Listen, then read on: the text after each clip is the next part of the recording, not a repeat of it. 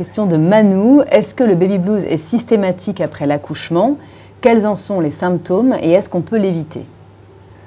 Alors, systématique. Quels sont les... Systématiques, non. Non, pas du tout. Quels en sont les symptômes?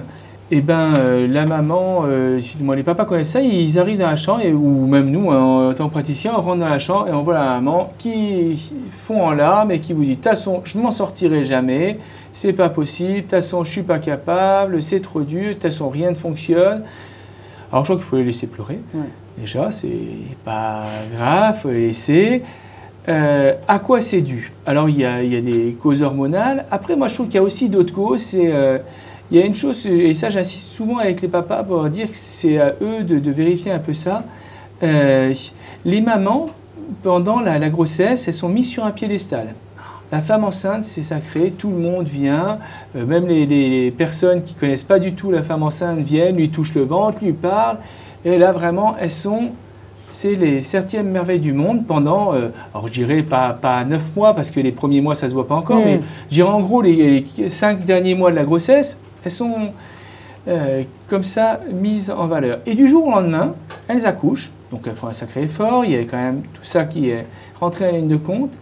Je crois que c'est flagrant de regarder les visites rentrer dans une chambre de maternité. Ils se précipitent sur le berceau, ils regardent le bébé, comme il est. Alors le pire, c'est quand elles viennent en groupe. Quand les gens arrivent en groupe, ils discutent entre eux, ils regardent le bébé, t'as vu, il ressemble à un tel et tout. Alors la maman qui est à côté n'existe plus. C'est-à-dire que du statut de vedette, eh ben, elle n'est plus rien du tout. Et je pense qu'à mon avis, on fait ça à n'importe qui, même aux hommes. Je pense que le moral en prend un coup. et ça, non. Donc je crois qu'effectivement, ça aussi, ça doit rentrer en ligne de compte.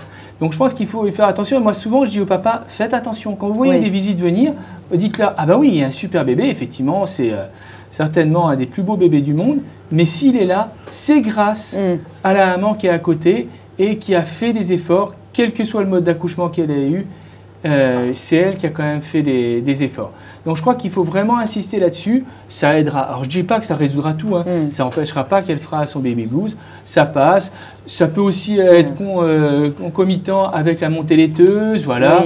La maman est fatiguée, effectivement c'est tout un bouleversement, effectivement c'est un bouleversement la naissance. Mais justement, comment est-ce qu'on fait la différence entre la fatigue, la petite déprime des premiers jours et le vrai baby blues? Alors ça c'est le baby blues. Le baby blues c'est pas grave. Hein.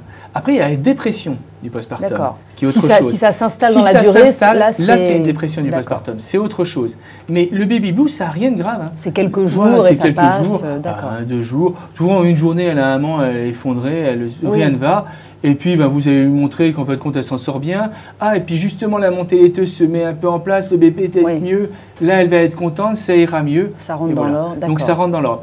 Par contre, effectivement, si ça s'installe, là, ça s'appelle une dépression du postpartum. Et là, ça doit être pris en charge médicalement. Voilà, la dépression, c'est une maladie comme les autres, tout à fait. C'est une forme de dépression qui ne passera pas toute seule. Non, ça, effectivement, il faut la prendre en charge. Mais non, c'est complètement différent, la dépression du postpartum et le baby blues. D'accord.